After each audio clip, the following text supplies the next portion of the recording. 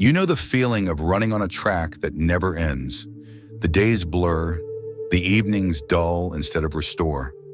You promise yourself that tomorrow you will slow down, that tomorrow you will finally face the thing your body keeps pointing to with tight jaws and shallow breaths. Tomorrow comes and you accelerate again. Work, caretaking, screens, food, pleasant chatter, anything that keeps the wave from catching you. You are not weak. You are tired of carrying a story alone. To be honest, the pain you avoid has already learned your routes. It finds you when the room gets quiet and the smiles fade. It shows up in your chest like a stone. It knots your stomach when you try to rest. It visits at night with memories that do not use words. You call it stress. You call it being overwhelmed. Your body calls it unfinished truth, not punishment, not failure. Unfinished truth that wants your attention more than your performance. There is a peculiar emptiness that arrives after years of outrunning yourself. You get what you thought would fix you, and the hollow remains. You hold it together for everyone, and the hollow grows. You succeed at the life you built and still feel far from home inside your own skin. The mind says to go faster. The body goes numb. Numbness is not peace. Numbness is the bill for all the feelings that never got to finish. Most psychologists will not tell you this without softening the edges. Running works in the short term. It kept you alive when stopping would have broken you. You built speed to survive. Survival deserves respect. The trouble is that the same speed that saved you is now stealing your life in small pieces. You cannot heal what you refuse to turn toward. You cannot love fully while you hide from the grief that shaped your heart. You cannot lead with strength while your anger sits in the basement, waiting for permission to protect what matters. This might sound harsh, but the pain you treat as the enemy has been trying to teach you. Pain points to violated boundaries. Pain reveals buried grief. Pain exposes the old rules that run your life without your consent. Pain is information wrapped in sensation. When you run, the information gets louder. When you turn toward it, the signal becomes readable. Breath returns. Meaning returns. Choice returns. You are not broken for wanting to escape. You are human. You learn to move away from fire. The shift begins when you decide to sit by a small flame with a bucket of water in reach. Not dramatic, honest. You feel the heat in your chest and you stay long enough to learn what it wants you to know. You feel the rise of anger and you let it tell you where the line is. You feel the pull of grief and you let it wash what has been stuck. One wave at a time, one truth at a time, one breath that reaches deeper than the last.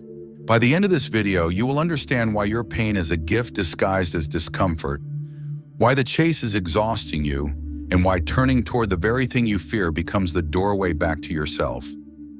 Stay with me. I will not rush you out of the fire.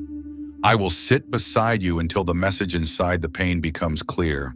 Positive advice sells relief. It tells you to think brighter thoughts, write lists of gratitude, repeat calm phrases, and the ache will soften. To be honest, that pressure to be fine becomes another mask. You paste kind words over a body that is bracing. You speak light while your chest stays heavy. Positivity can help when it grows from contact with truth. As a command, it turns into denial dressed as maturity. It keeps you running from pain while calling the sprint healing. Productivity gives a cleaner illusion. Fill every hour, track habits, optimize sleep, food, steps, output. The checklist works because it pulls attention away from what hurts. Then the lights go off and the noise fades. The wave returns. Your calendar cannot hold grief. Your routine cannot metabolize fear. Busyness becomes a respectable anesthetic that keeps your life moving and your heart stalled. Self-help gives the sweetest lift. Books, podcasts, courses. You gather concepts until you can recite them in your sleep. Insight feels like progress. Here is what they do not tell their patients. Insight without sensation does not transform. Understanding is a map. The body is the terrain. If the map never touches the terrain, you become a librarian of healing instead of a participant. I say this with compassion. Many of us stayed in our heads for years because thinking is safer than feeling. Therapy can also turn into an avoidance loop. Talking about pain is not the same as touching it. You show up weekly, sound thoughtful, and never let the nervous system shake. Some helpers rush to soothe because they cannot bear your intensity. Most psychologists will not tell you this in a single sentence. Comfort offered too soon freezes the very energy that must move. Relief that skips contact strengthens the habit of running. The convenience culture teaches that less friction equals a better life. Groceries at the door, work from the couch, entertainment on demand, social connection through a screen. The nervous system learns to expect ease and begins to label strain as danger. This might sound harsh, but a life engineered to remove every rough edge also removes the muscles that carry you through real experience. Without small daily challenges, resilience thins. The threshold for pain lowers. Ordinary stress starts to feel like catastrophe. Spiritual practices become elegant exits when used to float above feeling. Meditation used to bypass grief. Forgiveness used to dodge anger. Compassion used to avoid boundaries. Silence used to disappear instead of to integrate. Goodness without backbone is self-abandonment. Spiritual language can sanctify the run from pain while calling it transcendence. The result looks calm and feels empty. Boundaries are often misunderstood. Many people build walls and name them boundaries. Walls protect you from short discomfort and tax you with long loneliness. Real boundaries protect connection because they tell the truth about your limit. A boundary says, I want to stay in the room, and I need this condition to remain open. Running from pain trains you either to fold into people or to harden against them. Both are comfort strategies, and both deepen the split inside. Family programs cement the habit of running. Do not cry. Be grateful. Stay strong. Keep the peace. If closeness depended on usefulness, you will keep overgiving and call it love. If anger was punished, you will keep smiling and lose your fire along with your fear. If need was shamed, you will perform independence while starving for help. These are loyalties, not defects. The cost is that the adult body keeps obeying rules written for a smaller you. Pain shows up to say the rules no longer fit. Here is the hidden engine that keeps avoidance alive. The body learns by relief. You meet discomfort and find an exit. Relief arrives. The brain tags the exit as survival. Next time the wave rises, the body reaches for the same door. The loop tightens. Your world narrows. You avoid the talk, the memory, the boundary, the risk. Each avoidance buys short peace and sells long aliveness. The nervous system becomes skilled at running and unskilled at staying. Skill feels like identity. You start to believe that running is who you are. Freud named the pull toward pleasure and away from pain the pleasure principle. Useful for survival, incomplete for a life. The reality principle adds time and consequence. Running pays today and charges tomorrow with interest. Jung named the shadow the place where you store everything that threatens belonging. Anger, need, grief, hunger, power. When you run, you keep the storage room locked. The locked room begins to leak. The leaks look like symptoms: headaches, tight jaws, irritation at nothing, numb evenings that never end. The system is speaking in the only language it trusts. Trauma complicates the picture because it is not only a story about the past. Trauma is energy that never finished moving. The heart that learned to race never fully settles. The throat that learned to shut never fully opens. Running prevents completion. Completion often looks like shaking, tears, heat, breath that drops and rises again. Most psychologists will not tell you this in plain words. The body trusts experience. It needs safe contact with sensation to update its belief about danger. No affirmation replaces that lesson. Control often hides under the banner of responsibility. You manage every variable to prevent the surprise that once broke you. The plan works until you feel like a machine. Running from pain by tightening control keeps chaos out and keeps joy out. Joy is volatile. Intimacy is volatile. Creation is volatile. The price of zero risk is zero pulse. This might sound harsh, but the system built to avoid pain also avoids the life you say you want. Here is what they do not tell their patients with enough clarity. Running is not neutral. Running trains fragility. Each sprint away from pain lowers your capacity to face even small waves. The path back begins with small, chosen moments of contact. Sit with a manageable flame. Tell one truth before you disappear. Let one wave of anger locate a boundary without harm. Meet one piece of grief until the breath returns on its own. Capacity grows by inches, not by declarations. The culture rewards the runner. Stable output, polite faces, predictable moods. You look healthy while your body keeps the score. Sleep that does not restore. Food that soothes and never satisfies. A stare into the middle distance that says nothing is wrong and everything is off. Not everyone is ready to hear this. The sprint is admired. The stop looks like failure. The truth is the opposite. Stopping is an act of authority. Stopping is how you leave the loop. But there is something even scarier than pain, and we will get to that. If the running feels familiar and your chest tightens because the truth is landing, if you recognize the loop and you are tired of carrying it alone, if these words resonate, subscribe to the channel. More people need to hear the truth they're being denied. Pain looks chaotic from the outside and precise from the inside.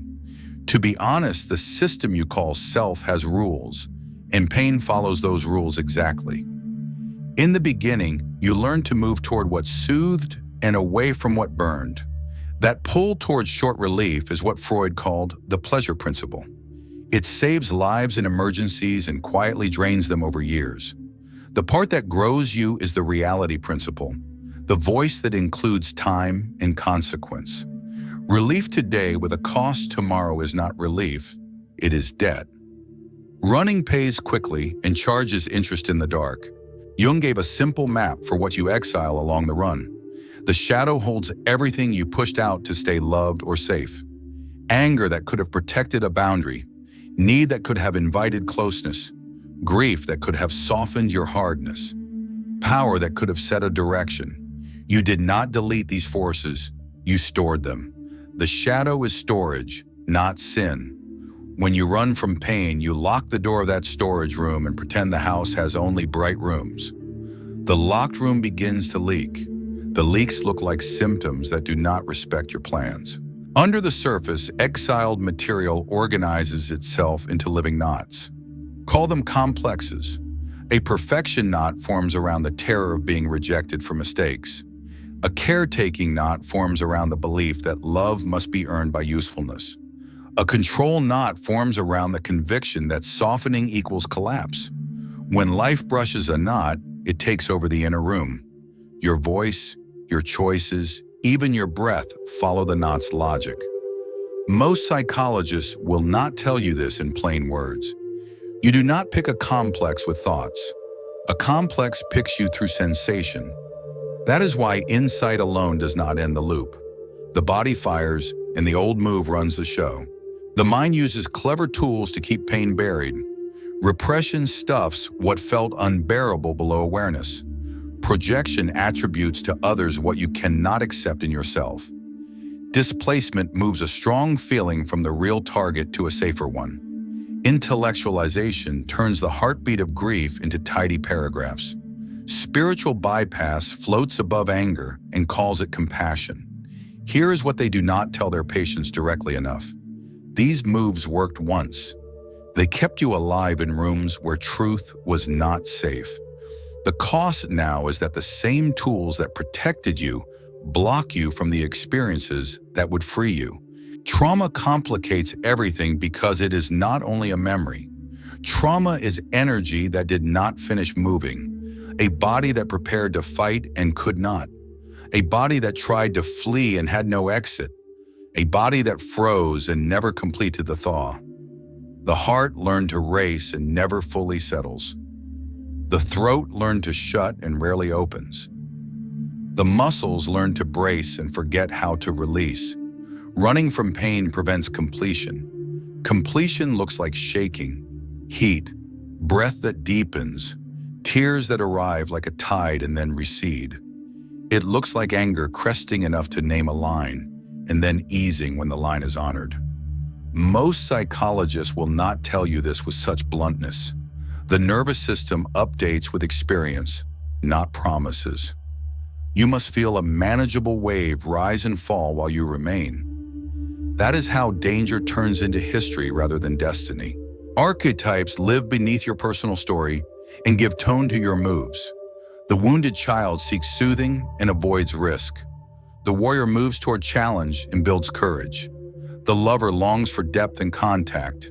The caregiver serves and easily forgets the self.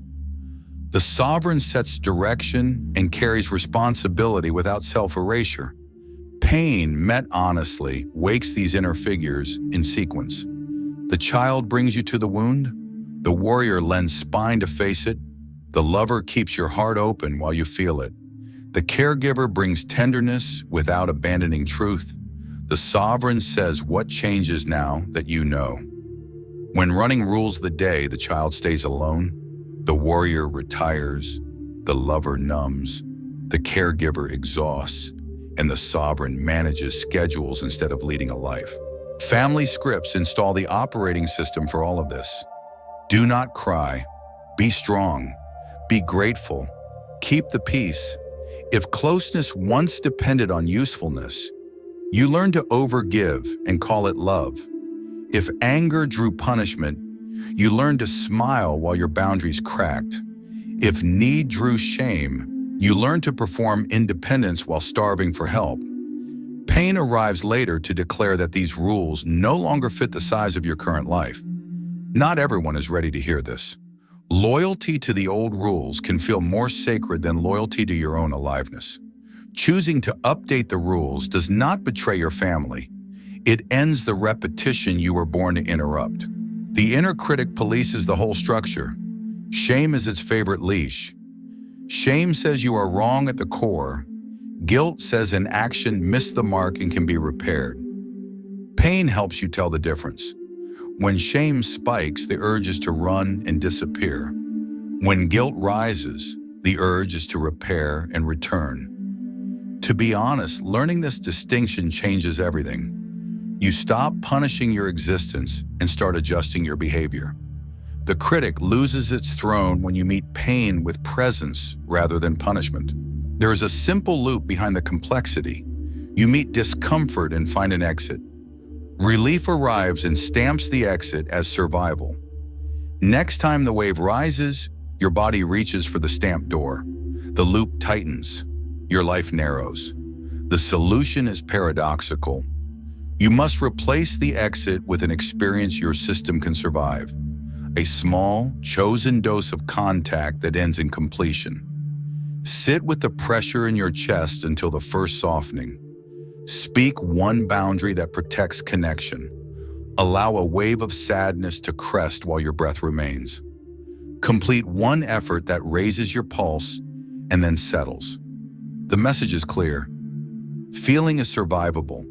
Completion is possible. Capacity grows in inches that compound. Jung's persona makes this harder in a very ordinary way. The persona is the mask that helped you function. The competent one, the agreeable one, the strong, silent one. The mask is useful until it forgets it is a mask. Running from pain protects the mask at the expense of the person. Turning toward pain threatens the mask and frees the person. This might sound harsh, but the identity you are protecting may be the very structure blocking the life you want to lead. You can keep the mask for the moments it helps and stop living inside it. Control disguises itself as virtue when running is in charge. You plan every variable and call it responsibility. Underneath is an old vow never to be blindsided again. Control blocks chaos and blocks joy in the same move. Joy is volatile. Intimacy is volatile. Creation is volatile. Pain teaches you to tolerate volatility by giving you successful experiences of moving through it. That tolerance is what freedom feels like in a nervous system. Here is what they do not tell their patients when the focus stays on quick relief. Running is a training regime. Avoidance trains fragility. Presence trains strength. The body only believes what it practices. You can explain the theory of swimming, or you can enter water shallow enough to stand and teach your system that floating is possible. You can recite the language of boundaries, or you can speak a single clear no and stay with the heat until it passes. You can analyze grief for years, or you can let one wave move while a hand rests on your chest and your breath returns on its own. The deeper paradox is simple. Pain is not the enemy. Pain is the message that something true seeks movement. It points to violated boundaries, to unlived desires, to love that needs mourning, to loyalty that needs revision. When you face it, you stop negotiating with symptoms and start learning from signals. When you refuse it, the signals get louder until the life around you starts to carry the cost. Not everyone is ready to hear this, and that is all right. Readiness is not a personality trait. Readiness is a decision to trade the sprint for the sight, the exit for the inch, the mask for the breath that feels real again. And here comes the most painful truth. The pain you keep outrunning is the exact doorway you must walk through, and the person you dream of being waits on the other side of that walk. Pain is precise when you stop running long enough to listen. It does not arrive to humiliate you. It arrives to mark a line, to name a truth, to reveal a loyalty that no longer serves. The tightness in your throat during a conversation is not random. It is the body drawing a boundary with ink you cannot miss. The heat in your chest when a promise is broken is not overreaction. It is the signal that your dignity has been touched. The heaviness that sits on your shoulders every Sunday evening is not laziness. It is the sign that your work carries a cost your story refuses to count. To be honest, pain is the most honest part of you when everything else is trained to stay polite. Running blinds you. Turning toward pain gives you eyesight. You begin to see what you cannot see at high speed. Anger appears and, instead of condemning it, you follow it to the door it guards. Anger is the body's way of saying that something valuable needs protection. Grief rises and, instead of drowning, you let it carry you to what mattered. Grief is love that lost its object and still needs to move. Loneliness expands and, instead of numbing it, you walk with it into a room inside you that has been empty for years. Loneliness is the pull back to yourself when your life has been given away. Each feeling becomes a guide when you stop trying to exile the messenger. This might sound harsh, but your suffering is not a flaw. It is information. Shame wants you to treat pain like a verdict on your worth. Pain wants you to treat it like a syllabus. The difference is everything. Shame collapses you and demands disappearance. Pain invites you into a specific lesson. The lesson has a direction. Speak here, stop here, ask for help here, leave here, tell the truth here, rest here. Change belongs to those who can read these sentences and stay long enough to act. Most psychologists will not tell you this in a single breath. Pain teaches through the body first. Your intellect can understand the theory of boundaries while your chest still caves in every time you need to say no. Your mind can explain attachment while your hands still reach for what abandons you. The body must experience a new ending. You feel the pressure rise, you name the need, you hold the line, and you remain. The wave peaks and passes, and you are still here. That completion teaches more than any insight.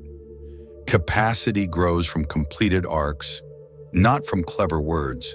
Here is what they do not tell their patients clearly enough. Pain is not asking you to perform heroics. Pain is asking you to stop abandoning yourself at the same place, the same conversation where your voice goes quiet, the same family table where your jaw locks, the same evening where the screen turns you away from the room inside that needs your attention. Meeting pain means finding the exact inch where you leave and deciding to remain, not forever. Long enough for the signal to turn into meaning and for meaning to turn into action. Pain also reveals hidden loyalties. You are loyal to peace at any cost because conflict once felt like danger. You are loyal to being useful because love once arrived only when you served. You are loyal to never needing because need once ended in humiliation. These loyalties kept you alive, and now they keep you small. Pain announces that the debt has been paid. It calls you to graduate from vows made by a younger version of you. Graduation looks like discomfort because loyalty to yourself will upset the balance that kept others comfortable. At the level of archetype, pain is initiation. The wounded child shows you where it hurts. The warrior offers spine to face it. The lover keeps your heart open so you do not turn into a blade. The caregiver brings tenderness without rescuing you from the work. The sovereign says what changes now that you know. When you run, the child stays alone. The warrior retires. The lover numbs. The caregiver appeases. And the sovereign manages schedules instead of leading a life. When you turn, they return to their places. Your inner house begins to govern itself with strength that is gentle and resolve that is warm. In relationships, pain becomes translation. The knot in your stomach when you agree too quickly says that your yes is not a yes. The heat in your face during a joke at your expense says that play crossed into disrespect. The heavy quiet after a visit with someone you love says that affection without truth is draining you dry. You do not need to attack. You need to name what the body already knows. Here is the line. Here is what I need to remain open. Here is what will change if this cannot be honored. Pain hands you the sentences that protect connection without self-erasure. In work, pain becomes compass. The dread that returns every morning is a demand for renegotiation. Scope, role, or path must shift or your health will pay the difference. The irritation that spikes at needless control is your integrity asking for autonomy. The exhaustion after endless performance reviews is the cost of wearing a mask that is fused to your skin. You do not need to burn your life down. You need to tell the truth in increments that your system can carry and then act on those truths with steady feet. In the body, pain becomes completion. The tremor that moves through your legs during an argument is the freeze starting to thaw. The tears that finally arrive in a quiet room are the held breath releasing at last. The warmth in your belly after naming a boundary is the nervous system rewarding you for alignment. Most psychologists will not tell you this plainly. Relief that comes after contact is different from relief that comes from exit. The first builds capacity, the second builds avoidance. Your cells know the difference and they keep the score. To be honest, the life you want demands this kind of education, not glamorous endurance, honest presence.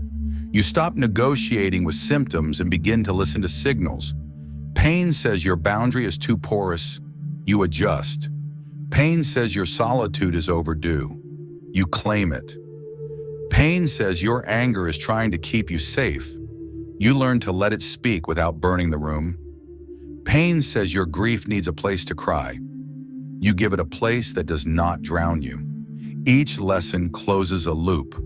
Each closed loop returns energy that running kept trapped. The paradox is simple.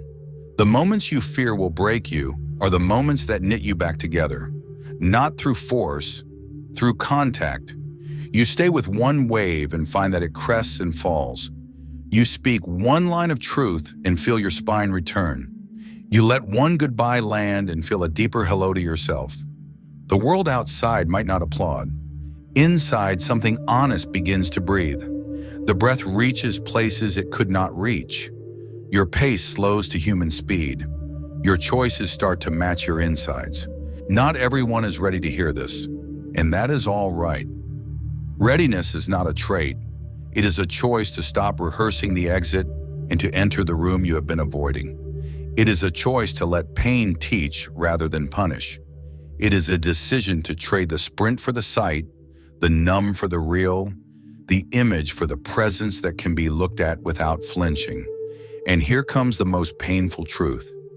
The pain you refuse to feel chooses your life for you. In the moment you consent to learn from it, the authority returns to your hands. Most tools sound impressive until a tired evening arrives and the old sprint returns. To be honest, the only practices that change a life are the ones your body can do when it is afraid or numb. Think of these as small, deliberate doses of contact that end in completion, so your system learns strength instead of flight. If waves of panic or collapse feel unmanageable, bring in a steady professional who can move at your nervous system's pace. Safety first, intensity second. Begin with a daily meeting with pain that you choose. Sit somewhere plain. Put the phone out of reach. Let your back be supported so you are not performing toughness. Breathe without forcing anything. Stay until the first strong urge to escape, and then remain for 1 minute longer. That extra minute is where wiring shifts. Your body learns that activation rises, peaks, and settles while you remain. If you overshoot and flood, shorten the time the next day. Consistency beats heroics. Pair the sit with a simple body naming. Choose the throat, the chest, and the belly. Use ordinary words. Tight, warm, heavy, buzzing, hollow. Speak it softly so your system hears a human voice naming reality. Most psychologists will not tell you this in such blunt language. Naming sensation is already regulation. When the body is witnessed, it does not need to shout. Use pendulation when intensity spikes. Move attention back and forth between the difficult place and a neutral anchor. Feel the heavy chest for a few breaths, then feel both feet on the floor or the weight of your hands resting on your thighs. Return to the chest, then return to the anchor. Back and forth like a tide. The message is clear. You are not trapped in one sensation. You have range. Range is resilience. Use titration so you do not drown. Take the feeling in sips rather than chugging the entire bottle. Allow grief or fear for 5 breaths, then orient to the room by naming 5 ordinary details you can see. A window frame, a cup, a crease in the curtain, a patch of light on the floor, a mark on the table. Repeat as needed. The goal is not catharsis. The goal is capacity. Journal in a way that touches the body. Drop the essays. Use 2 columns. On the left, write the story in blunt sentences. On the right, write what your body felt at each moment. My boss frowned. My chest dropped. I smiled. My jaw locked. I apologize. My stomach turned. This is how you pair map with terrain. Over time, you see the loop on paper, and your body recognizes the loop in real time. Recognition opens the door to choice. Practice parts dialogue to meet the inner critic without obeying it. Write or whisper as if you were speaking to a frightened child who learned to keep you safe by shrinking you. I hear you. You kept me safe by warning me. I am not abandoning you, and I am not obeying you. You can be here, and I will decide. Most psychologists will not tell you this in a single breath. Kind authority over the critic is what reparenting sounds like. Give anger and grief a channel that does not harm. Press both palms into a wall and let your legs push while you exhale with sound. Twist a towel and let your jaw unclench while the breath moves. Strike a pillow with open hands for the length of one song while you say what never got said. Sit with a track that opens your chest and let tears arrive in waves. This is not drama. This is completion. The charge that could not move then is allowed to move now. Train truth in relationships so pain becomes translator instead of saboteur. Speak from inside your skin. Here is what happened in my body when that occurred. Here is the story my mind made. Here is what I need to stay open. These lines remove blame while refusing self-betrayal. They also reveal who can meet you. If someone repeatedly punishes your truth, your body will tell you, believe it. Practice micro-boundaries every day to retrain the place where you usually abandon yourself. A micro-boundary is a small, clear no that protects connection. I can talk tomorrow, not tonight. I will join for an hour, not the whole evening. I can help with planning, not with execution. Say it in one sentence without apology. Your hands may shake. The shake is old fear leaving your system as you choose a new rule. Run a weekly shadow naming ritual. Pick one trait you exiled: anger, need, ambition, pleasure, sensitivity. Write one cost of banishing it and one gift it brings when owned. Anger protects boundaries. Need invites closeness. Ambition builds structures that serve life. Pleasure returns you to aliveness. Sensitivity detects danger and beauty. Say out loud that this trait has a seat at the table now. Seat at the table means expression with responsibility, not repression and not explosion. Reshape your environment so running loses its shortcuts. Put the phone in another room during your sit. Lay a journal and a pen where the remote used to live. Place shoes by the door before bed so effort beats hesitation in the morning. Here is what they do not tell their patients in glossy programs. You do not need more willpower. You need fewer exits. Close the day with a brief reckoning spoken out loud. One truth your body learned today. One boundary or effort you will choose tomorrow. The spoken word signals the limbic system that someone is here and paying attention. You become the adult you needed. The past begins to relax. This might sound harsh, but the life you want is built on contact, not escape. Small, repeatable doses of chosen discomfort that end in completion. Honest boundaries that protect connection. Truth spoken before you disappear. Effort that returns dignity to your spine. Not everyone is ready to hear this, and that is all right. If you are, begin where the fear is mild. Stay 1 minute longer with the urge to flee. Tell one honest number. Do one effort that ends in completion. Write one line that names a feeling in your body. Repeat tomorrow. We are building a community of those ready for the truth, not through slogans, but through steady practice that makes you trustworthy to yourself and safer for everyone around you. You stop long enough to hear what hurts and you did not abandon yourself. That is the turn that changes a life. To be honest, strength looks like this in real rooms. Not a fearless heart, a present one, not a perfect story, an honest one. You felt the wave rise and you remain. You told the truth when the old script demanded disappearance. You let pain teach instead of punish. The world outside may still ask you to smile and keep moving. Inside, you know what you did. You chose contact over escape. The path will not be clean. Old exits will glow. Your body will remember the sprint and ask for quick relief. You will return to the basics we practiced. A small sit with the flame. One line of truth spoken before you vanish. One boundary that protects connection instead of punishing it. One piece of grief allowed to move until breath returns on its own. That is how capacity grows. That is how pain becomes teacher rather than tyrant. Most psychologists will not say this in one breath. You do not need to become someone new. You need to stop leaving the person who is already here. The one who can feel and not collapse. The one who can love and not disappear. The one who can lead and not control. The one who can rest and not sedate. Not everyone is ready to hear this. We are building a space for those who are. A place where anger, grief, need, and desire are signals, not sins.